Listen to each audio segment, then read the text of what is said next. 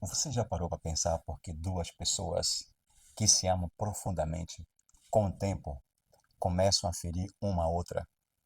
Duas pessoas que um dia disseram: Quero passar o resto da minha vida com você, podem, em algum tempo, começar a dizer: Você nunca me entende. Ou você sempre faz a mesma coisa. Não dá mais para conversar com você. E talvez o mais doloroso seja que, muitas vezes, nenhuma das duas queriam chegar a esse ponto. E então a pergunta é: o que aconteceu? Hoje eu quero convidar você a olhar para o casamento de uma maneira diferente. E não de uma maneira para que descobrir quem está certo ou quem está errado. E nem para usar isso como forma de ofender, de julgar ou de se justificar, mas para compreender o que acontece dentro de nós quando nossas diferenças se encontram. Fique comigo. Vamos imaginar a água e o óleo, dois elementos completamente diferentes. Podemos colocá-los juntos dentro de um recipiente e agitá-lo durante algum tempo. Essa agitação dá a impressão de que eles se misturaram, de que se tornaram homogêneos. Porém, depois, eles voltam a se separar. Por quê? Simplesmente porque são diferentes, possuem densidades distintas. E algo semelhante acontece com duas pessoas quando chegam ao casamento.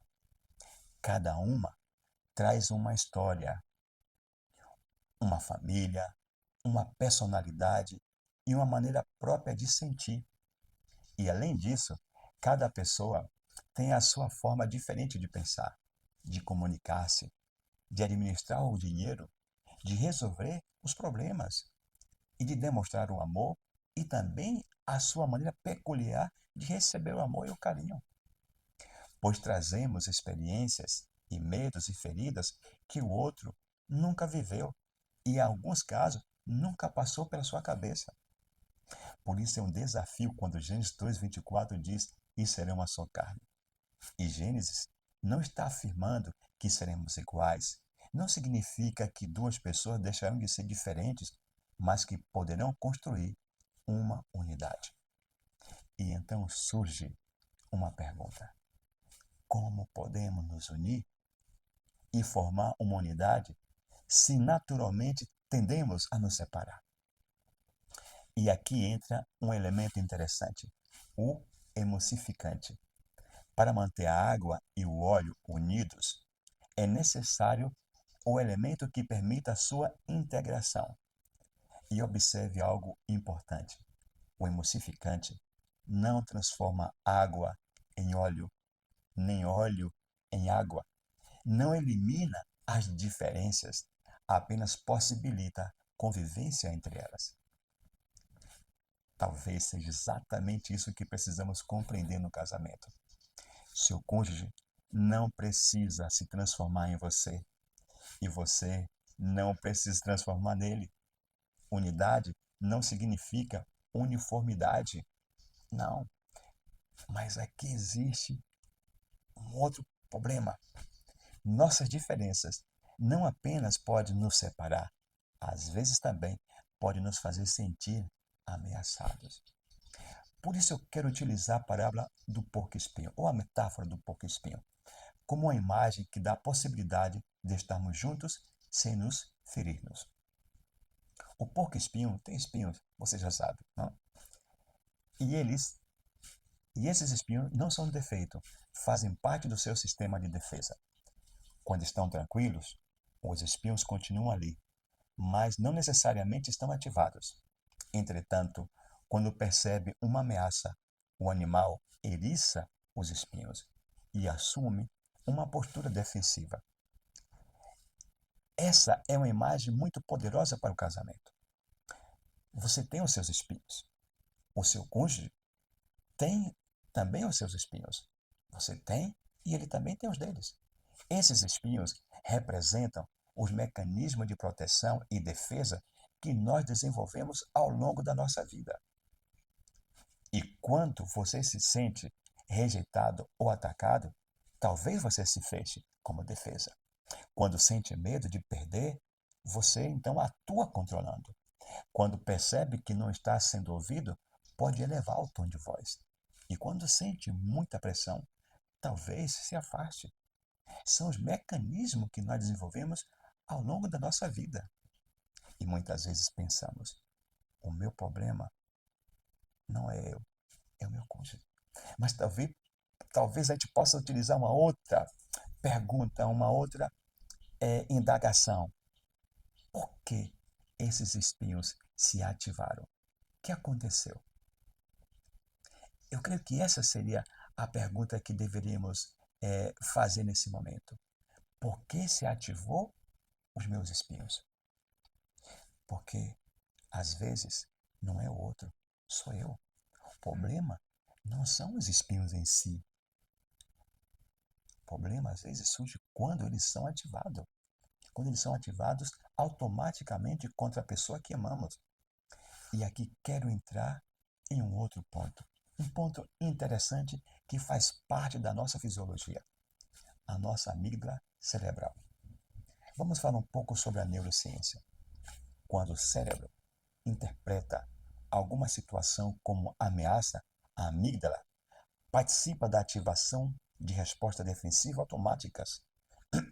Desculpe. E isso pode acontecer antes que tenhamos tempo de analisar racionalmente o que está acontecendo. Quando alguém diz alguma coisa, não ouvimos apenas as palavras, também fazemos uma interpretação. A pessoa pode dizer: precisamos conversar sobre isso.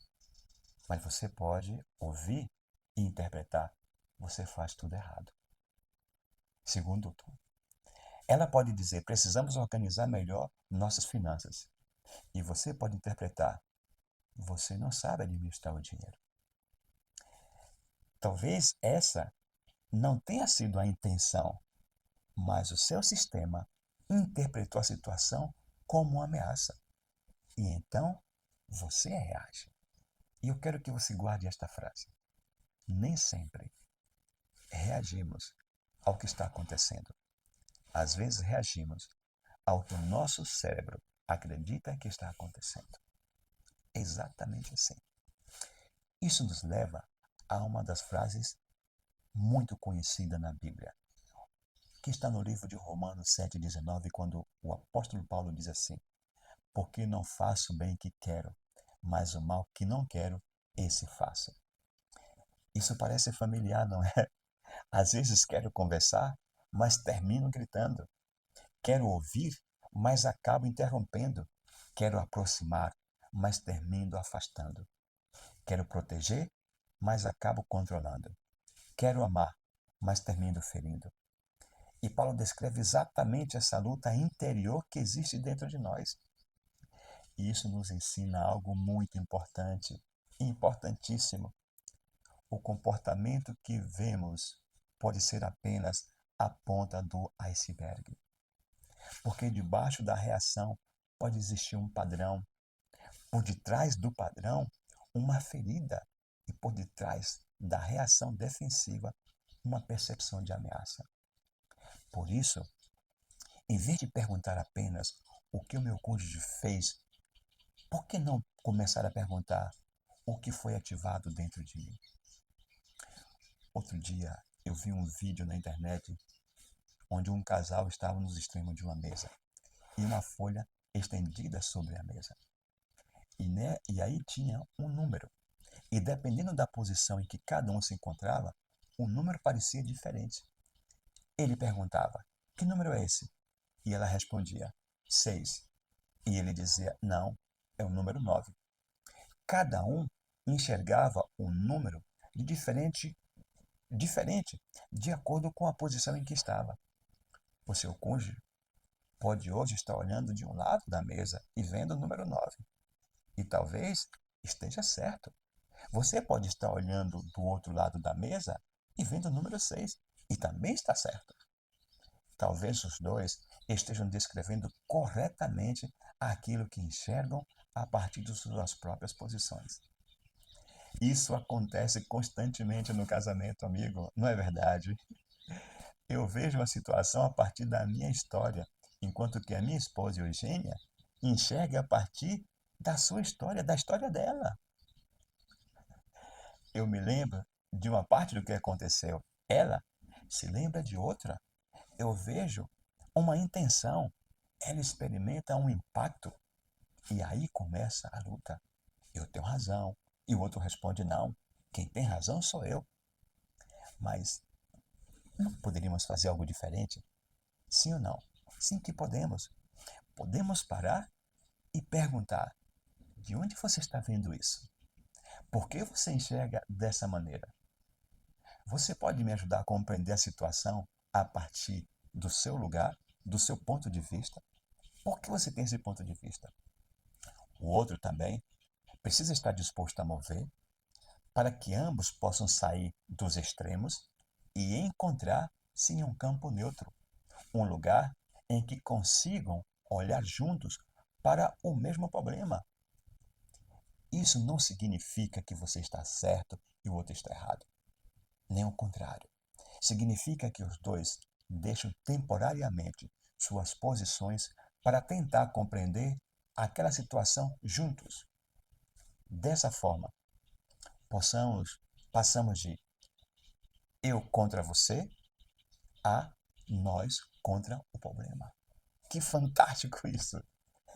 Né? Isso é fantástico, isso é fantástico, isso sim é fantástico. Porque nós passamos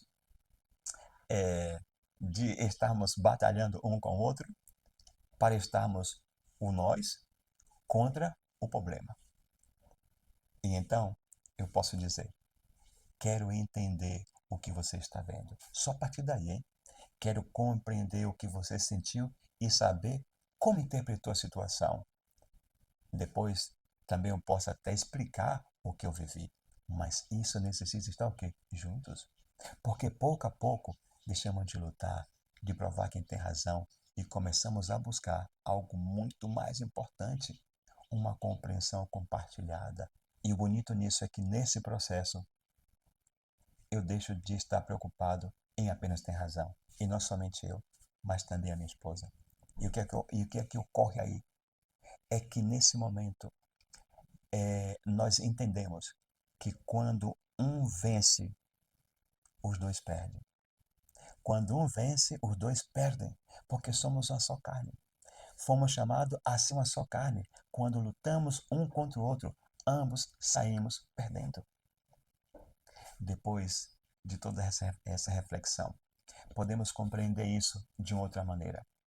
Ser uma só carne não significa pensar da mesma forma ou sentir tudo de maneira igual. Também não significa que nunca teremos conflitos. E olhe, os conflitos virão, mas podem ser oportunidades de crescimento e aperfeiçoamento. Isso tampouco significa que você deixará de ser você mesmo, porque são duas pessoas diferentes aprendendo a construir uma unidade. Não precisamos eliminar nossos espinhos. Precisamos aprender a reconhecer quando eles estão se levantando.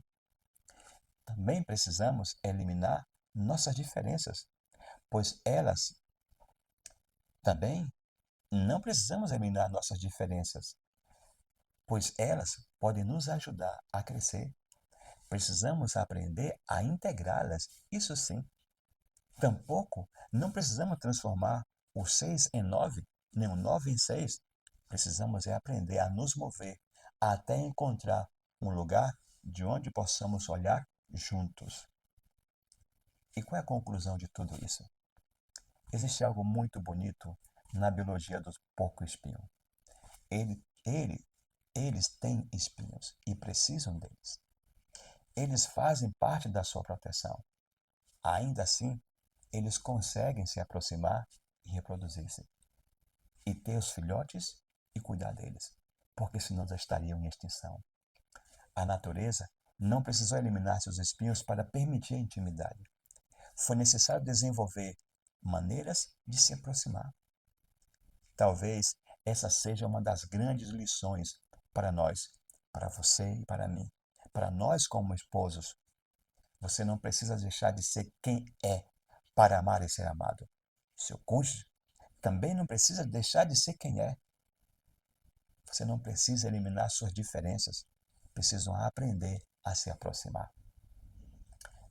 É necessário reconhecer quando suas defesas estão sendo ativadas, para antes de usar os espinhos e perguntar: o que está acontecendo dentro de mim? Por que estou reagindo assim? Que ameaça estou percebendo neste momento? Estou realmente vendo o que aconteceu ou estou interpretando a situação por meio da minha história? Depois, talvez eu possa me mover para esse campo neutro. Talvez possamos caminhar juntos até encontrar uma direção compartilhada. Ser uma só carne não significa que duas pessoas sempre olharão a partir do mesmo lugar. Talvez signifique que duas pessoas diferentes aprendem a caminhar juntas até encontrar uma direção comum. Quero deixar esta frase com você. Não precisamos eliminar nossos espinhos. Precisamos aprender a reconhecê-los, regulá-los e nos aproximar sem usá-los para ferir as pessoas que amamos. A água e o óleo nos lembra que somos diferentes. O porco-espinho nos lembra que podemos nos ferir quando nos sentimos ameaçados. A amígdala nos lembra que nossas defesas podem ser ativadas rapidamente. Romanos 7 nos lembra que podemos fazer aquilo que não queremos fazer. O 6 e o 9 nos lembram que podemos enxergar a mesma realidade a partir de posições diferentes. O campo neutro nos ensina que podemos nos mover. E Gênesis 2:24 nos mostra para onde devemos caminhar para sermos uma só carne. Não porque deixamos de ser diferentes, mas porque aprendemos a construir o nós.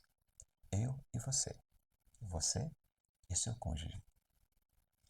Se esta mensagem falou ao seu coração e você acredita que ela pode ajudar outros casais, inscreva-se no nosso canal, ative as notificações e acompanhe os próximos conteúdos sobre relacionamento, família e transformação. Um forte abraço e não se esqueça de acessar o nosso canal e fazer a sua inscrição. Espero você em um próximo momento.